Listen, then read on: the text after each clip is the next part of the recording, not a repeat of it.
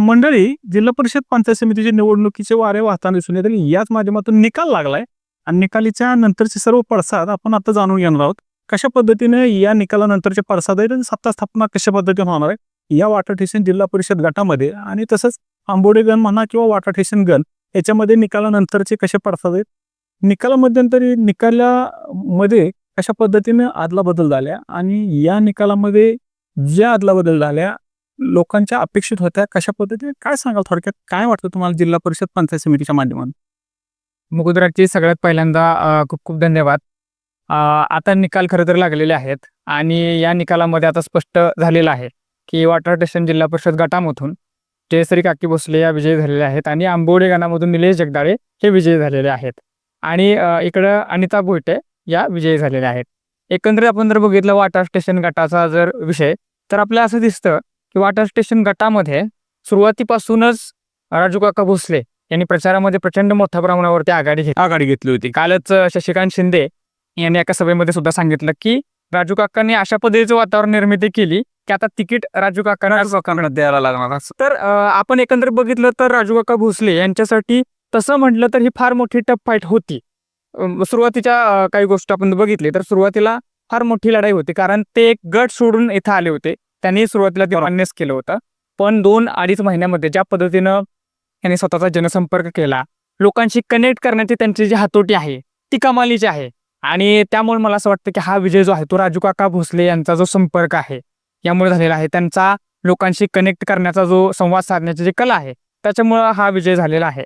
वास्तविक पाहता त्यांनी गावागावामध्ये जाऊन ज्या पद्धतीनं काही विरोधक असतील किंवा राष्ट्रवादीचेही काही लोक असतील, नेते असतील, यांच्याशी ज्या पद्धतीनं त्यांनी संवाद साधला, त्या गटाशी संपर्क साधला आणि त्याचं आपल्याला फळ दिसते की वाटा स्टेशन जिल्हा परिषद गटामधून अगदी कमी वेळामध्ये राजू काका भोसले यांनी हे यश मिळवलेलं आहे आणि असं दिसतंय की ते 3,500 लीड त्यांनी इथं घेतलेलं आहे.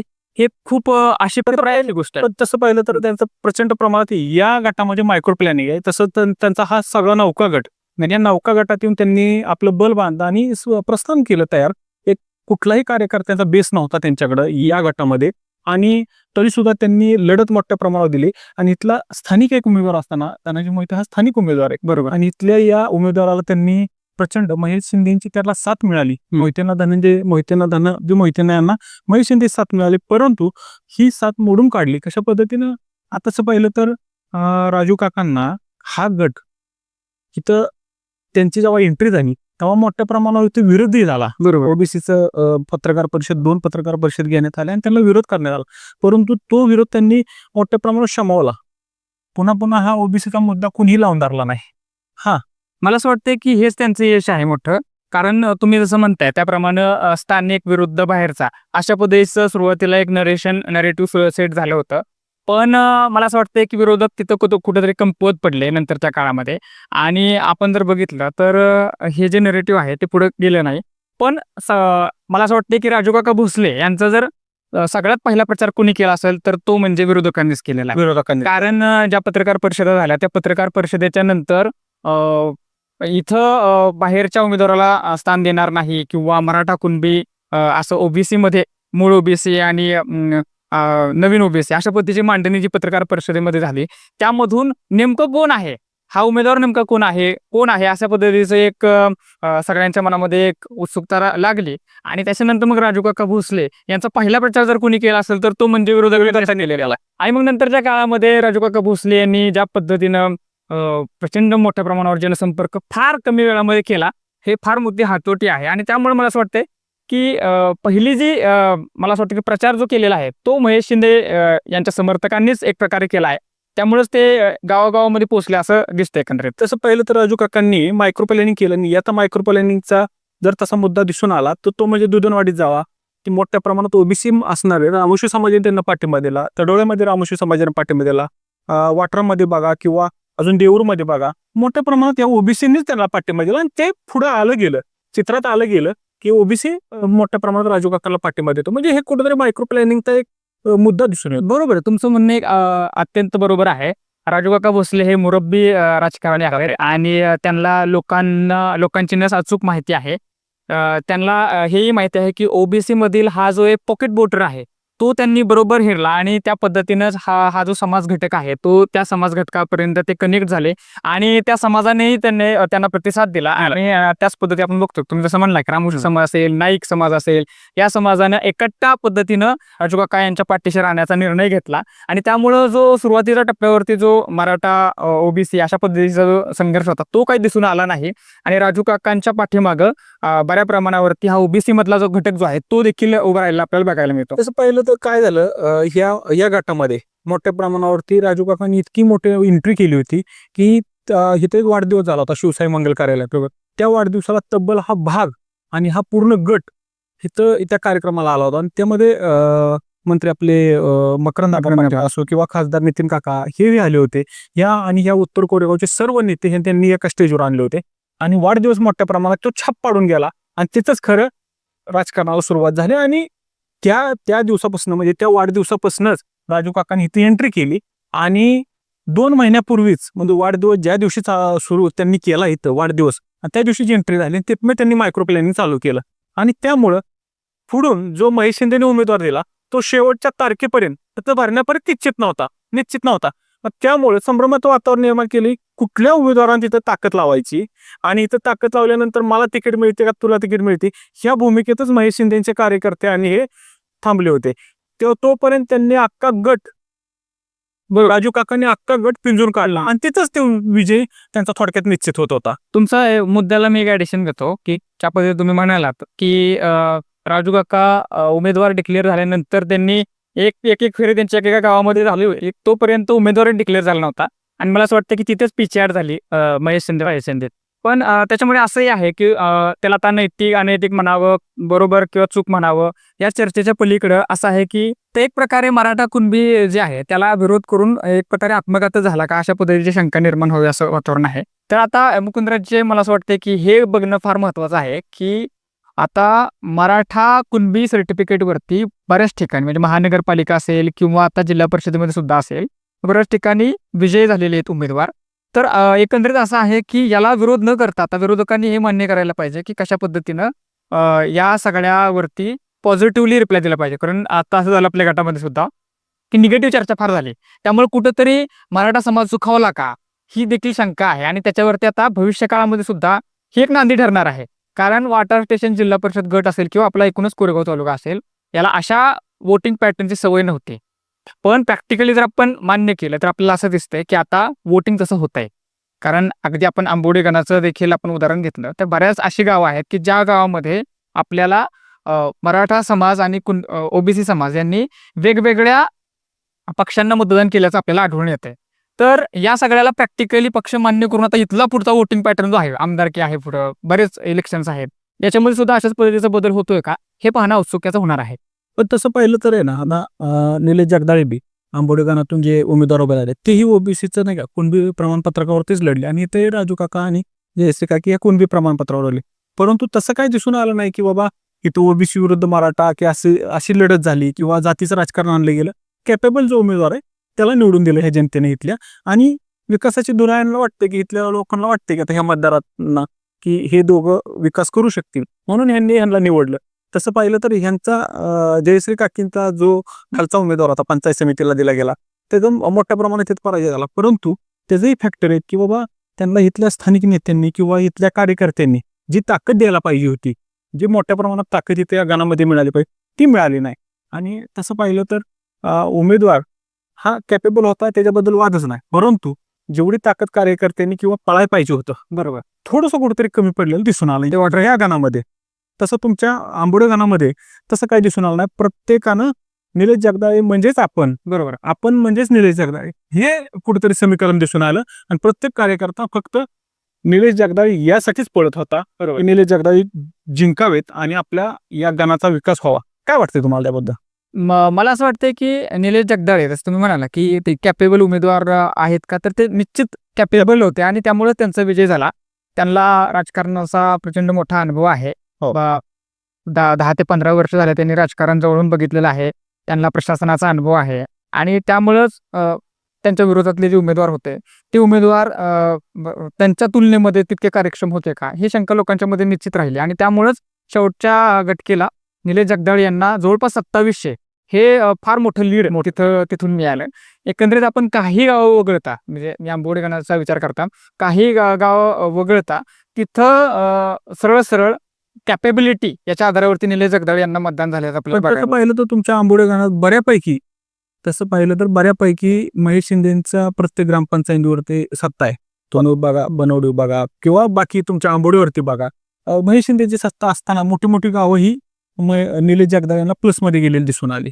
कसं ह्याचे कारण मी त्याचं कारण असं आहे की सगळ्यात पहिली गोष्ट अशी आहे की इथलं जे इलेक्शन आहे आंबोडेकरांचं विशेषतः आणि एकंदरीतच वाटरचं सुद्धा, तर तिथलं राजकारण हे स्थानिक उमेदवारावर न जाता ते निलेश जगदाळे, समजा आंबोडेकरांचा उमेदवार निलेश जगदाळे विरुद्ध महेश शिंदे अशा पद्धतीने गेलं. आणि महेश शिंदेची विकास कामं असतील किंवा या सगळ्यावरतीच विरोधकांनी सुद्धा मतं मागितली. मात्र शेवटच्या घटकेला तसं झालं नाही. आणि महेश शिंदेचं सुद्धा आपण जर म्हणलं तर त्यांनी या सगळ्या मतदारसंघामध्ये किती लक्ष घातलं, कारण खटावमध्ये त्यांचं बऱ्याचपैकी लक्ष होतं, बऱ्याच 2-3 मतदारसंघामध्ये सुद्धा त्यांचं लक्ष होतं. पण इकडं त्यांचं म्हणजे हे अगदी आपण मान्य केलं पाहिजे, इकडे त्यांचं लक्ष फार तितकं भेटलं नाही. आणि त्याच्यामुळं ही लढाई जी आहे ती त्यांच्या कार्यकर्त्यांना जी ऊर्जा पाहिजे होती, बरोबर, ती कार्यकर्त्यांना ती ऊर्जा मिळाली नाही. मग त्यामुळे असं झालं की ही लढाई सोपी होत गेली. आणि अर्थातच निलेश जगदाळे यांचं लोकांना हेरण्याची क्षमता असेल, त्यांचे राजकीय समज असेल, अनुभव असेल, त्याच्यामुळे त्यांनी चांगल्या पद्धतीचा गट बांधला. आणि अर्थातच शशिकांत शिंदेनी सुद्धा त्यांचं ताकद दिली. त्यामुळे निलेश जगदाळे यांचा तिथून विजय झाला हे आपल्याला म्हणता येत आहे. आणि तसं पाहिलं तर पूर्ण गटाचा जर आढावा घेतला तर राजू काकांनी मोठ्या प्रमाणात मागच या गटामध्ये एंट्री केली. त्यांनी ठरवलं होतं की स्वतःला ओबीसी मधनं लढायचं का तर जिल्हाध्यक्ष पदच त्यांना घ्यायचंय. आता तशी वाटचाली ते करताना दिसून, बरोबर आहे. कालच त्यांनी मकरंद आबांची, नितीन काकांची भेट घेतली, शशिकांत शिंदेची भेट घेतली. यामुळे दिसून येतं की त्यांना डायरेक्ट अध्यक्षपदाला गवसणे घालायचे असं त्यांनी. आणि ही संधी आहे, निश्चित संधी ही आहे रे, निश्चितपणे ही संधी आहे की आता हा आरक्षित मतदारसंघ आणि जिल्हा परिषदेसाठीचं आरक्षण आहे, तर निश्चितपणे ही संधी आहे. आणि राजू काका भोसले यांचं वलय देखील आहे. आणि त्यामुळे असं वाटते की येत्या काळामध्ये जयश्री चंद्रकांत भोसले या जिल्हा परिषदेचे अध्यक्ष होण्याच्या शक्यता वाढलेल्या आहेत हे आपल्याला दिसून येत आहे. पण आता तसं पाहिलं तर जिल्ह्यावरती जर जिल्ह्याचा आपण आढावा घेतला तर कुठंतरी हा जो गट आहे, जो भाजप विरोधी आता तयार होतोय, शशिकांत शिंदे म्हणा, रामराजे म्हणा किंवा आपले नितीन काका, मकरंद आबा किंवा अजून दस्तूर खुद्द आपले शंभूराज देसाई, हा जो गट एक मोठ बांधताना दिसून येतोय जिल्हाध्यक्षपदासाठी किंवा उपाध्यक्षपदासाठी मोठ्या प्रमाणावर. काय वाटतंय, भाजपला थांबवायचा प्रयत्न आहे का राष्ट्रवादीला बालेकिल्ला जो सातारचा आहे तो अवैध ठेवायचा आहे? आता बघा, सगळ्यात पहिली गोष्ट अशी आहे की ऑफिशियली सुद्धा आघाडी होते, म्हणजे शिवसेना आणि राष्ट्रवादी एकत्रितपणे लढलेले आपल्याला बघायला मिळते. आणि दोघांचा एक कॉमन पॉईंट आहे की दोघांचाही भारतीय जनता पार्टीला तसा विरोध आहे. या एक मतावरती भारतीय जनता पार्टीला दूर ठेवायचं सत्तेपासून, यामुळं हे दोघे देखील एकत्रित येऊ शकतात. आत्ताच नुकतंच शशिकांत शिंदेचं स्टेटमेंट आहे ते त्यांनी सांगितलं आहे की शंभूराजे सुद्धा राज्य आहेत, त्यांनी निर्णय घ्यावा. त्यामुळे येत्या काळामध्ये शिवसेना आणि राष्ट्रवादी यांची इथं आघाडी किंवा युती पाहायला मिळू शकते. आणि निश्चितपणे मग त्यांच्यामध्ये काही सत्तेच्या वाटाघाट्या होतच राहतील. तर त्यानुसार इथं अध्यक्ष कदाचित राष्ट्रवादीचा अध्यक्ष आणि असं ही पुढची गोष्ट आहे. पण हा जिल्ह्याला कलाटणी देणारा निकाल दिसून येतो आता सध्याला. राष्ट्रवादीला पुन्हा एकदा बालेकिल्ला जो म्हणतोय आपण, राष्ट्रवादीचा बालेकिल्ला सातारा जिल्हा मानला जातो, या निकालावरून पुन्हा एकदा बालेकिल्ल्याच्या वाटचाली मार्गस्थ का? 100% हे खूप महत्वाचा विषय तुम्ही केला की आता स्थानिक स्वराज्य संस्थेच्या निवडणुका बराच काळ होत नव्हत्या आणि ग्रामीण महाराष्ट्रामधली ही जी निवडणूक आहे बऱ्याच काळानंतर झालेली आहे. आता असं दिसून येत आहे की येत्या पुढच्या विधानसभेच्या दृष्टिकोनातून हा निकाल आहे का. आणि मी म्हणताय की राष्ट्रवादी हा बालेकिल्ला होता आणि पुन्हा एकदा हा बालेकिल्ला राष्ट्रवादी होत चाललाय. हे थोडंसं मत घाईचं होईल, कारण भारतीय जनता पार्टीने सुद्धा चांगल्या प्रमाणामध्ये इथे लढाई दिलेली आहे बऱ्याच निवडणुकांमध्ये. परंतु जसं यांनी मोड बांधली, हे सगळे नेत्यांनी मोड बांधली, तशी दिसून येईल 100% पुन्हा एकदा उभारी. कारण 100% कारण पंचायत समिती असेल, जिल्हा परिषद असेल, आपल्याला आपण मिनी विधानसभा म्हणतोय जिल्हा परिषद, तर त्यामुळं काय झालंय की एक आता केडर जो आहे राष्ट्रवादीचा तो पुन्हा एकदा एकवटलेला आहे, त्याला बळ मिळालेलं आहे. आणि या निश्चित प्रमाणामध्ये एखादा समजा सत्ता मिळाली पंचायत समितीची, जिल्हा परिषद लेवलची, की पुढच्या विधानसभेसाठी हे बळ फार महत्त्वाचं ठरणार आहे कुणासाठी. त्यामुळे राष्ट्रवादी इथं समजा कोरेगाव तालुक्याचा विचार केला तर इथं पंचायत समितीमध्ये त्यांची सत्ता येते आहे आणि जिल्हा परिषदेमध्ये सुद्धा चांगला परफॉर्मन्स दिलेला आहे. तर एकंदरीत भारतीय जनता पार्टीसाठी हा सेटबॅक 100% असणार आहे आणि येत्या विधानसभेच्या दृष्टिकोनातून सुद्धा याचा परिणाम निश्चितपणे आपल्याला बघायला मिळणार आहे. पण तसं पाहिलं तर आता हा जर तालुक्याचा आढावा संपूर्ण कोरेगाव तालुक्याचा आढावा घेतला तर महेश शिंदेचं बलाबल चांगलं आहे इथं. शशिकांत शिंदेंनी या जिल्हा परिषदेच्या माध्यमातून पुन्हा एकदा उभारी घेतली, त्यांना एक ताकद मिळाली. तसंच पाहिलं तर आता जर जिल्हा परिषदेचा अध्यक्ष राजू काका भोसले जर झाले तर तिथं 100% शशिकांत शिंदेच अध्यक्षपदावर भोसले घालताना. का तर राजू काका भोसले पहिल्यापासून शशिकांत शिंदेचे खंदे समर्थक आणि बरोबर कार्यकर्ते मानले जातात अख्ख्या जिल्ह्यामध्ये, माहिती आहे सगळ्यांना. आणि याच माध्यमातून ते आता निकटवर्ती म्हणजे नितीन काका असो किंवा मकर काका असो यांच्या माध्यमातूनही मोड बांधताना सर्व नेत्यांची मोड बांधलेली दिसून येते. आणि तसं आत्ता तरी सध्या दिसून येते की अध्यक्षपदावरती ते भोसले घालणार आहेत. काय वाटतंय, दुसरा कोणतरी उभा राहू शकतो का या अध्यक्षपदासाठी? नाही, आता अध्यक्षपदासाठीचे जे उमेदवार निवडून आले त्याची एक लिस्ट सोशल मीडियावरती फिरते. त्याच्यामध्ये जर प्रबळ दावेदार म्हटलं तर आपल्याला ते श्री चंद्रकांत भोसले याच दिसतात आणि ज्या पद्धतीने शशिकांत शिंदेने सुद्धा बोललेले आणि आता फक्त बोललं नाही, फक्त आश्वासन नाही किंवा निवडणुकीपुरतं बोलणं नाही, तर तशा पद्धतीनं आपल्याला दिसतंय की जिल्हा परिषदमध्ये राष्ट्रवादीचं प्राबल्य दिसतंय आणि तशा प्रमाणात त्या सगळ्या चेहऱ्यांमध्ये जयश्री चंद्रकांत भोसले हे नाव उजवं कुठंतरी ठरतं. कसं ते सुहासगिरींची मंडळी बी दिसते. निश्चितपणे 2-3 नावं आहेत. खरं हे घाईचं होईल आपण बोलणं. त्यामुळं येत्या काळामध्ये याच्या सगळ्या संदर्भामध्ये निर्णय होईलच. आता जिल्ह्याचा आढावा तर आपण घेतला, तर आता माझं मत आहे की येणाऱ्या ग्रामपंचायती या आत्ताच्या निकालावरती स्टेबल राहू शकतात का? या निकालावरती त्यांचा निकाल बदलू शकतो का? काय वाटतंय की बाबा या नेत्यांची ताकद वाढली की आता जिल्हा परिषद पंचायत समितीच्या माध्यमातून ह्या नेत्यांची ताकद वाढली आणि त्यामुळं पुन्हा एकदा कमबॅक करतील का ग्रामपंचायतीच्या माध्यमातून? काय वाटतंय? मला असं वाटतंय की हा जो निकाल आहे हा बूस्टअप आहे राष्ट्रवादीसाठी. हो. पण प्रत्येक निवडणूक ही वेगवेगळी असते. जसं की आता आपण आंबोडे समत वाघोलीची निवडणूक म्हटली तर ते बूस्टअप आहे राष्ट्रवादीसाठी. पण त्या ठिकाणी असं झालंय की एक गावचा उमेदवार म्हणून गावानं सपोर्ट दिलेला असतो. पण ज्यावेळेस ग्रामपंचायतीची निवडणूक आहे त्यावेळेस पुन्हा हायपर लोकलाइज होते इलेक्शन आणि त्याच्यामुळं त्यावेळेची गणितं वेगळी असतील. आता हा जो निकाल आहे तो राष्ट्रवादीसाठी बूस्टअप आहे, ऊर्जा देणारा आहे. पण महेश शिंदे गट जो आहे त्यांच्यासाठी म्हणजे त्यांनी काळजी घ्यावी, त्यांनी पुन्हा बाउन्स बॅक करावं या दृष्टिकोनातून काही पावलं आखली पाहिजेत हा इशारा देणार आहे. त्यामुळे दोघंही तुल्यबळ आहेत, दोघंही कमबॅक करतील आणि निश्चितपणाने ग्रामपंचायतीची जे इलेक्शन आहे ती अगदी असंच होईल असं नाही, पण याचा प्रभाव किंवा परिणाम निश्चितपणे ग्रामपंचायतीवरती पडताना दिसून येते. मंडळी, आता आपण जाणून घेतलं कशा पद्धतीने या जिल्ह्याचा, सातारा जिल्ह्याचा किंवा या गटाचा, वाटा स्टेशन गटाचा आढावा घेतला माझे मित्र सचिन सकुंडे आणि मी. तस्तुकुद्द हा आढावा थोडासा काहीशा प्रमाणात मांडताना दिसून आलो. कशा पद्धतीने हा जर आढावा आपल्याला कसा वाटला आम्ही आपल्याला विचारतो. कशा पद्धतीने काय सांगाल या चॅनलला सबस्क्राईब करा आणि लाईक करा, शेअर करा. धन्यवाद.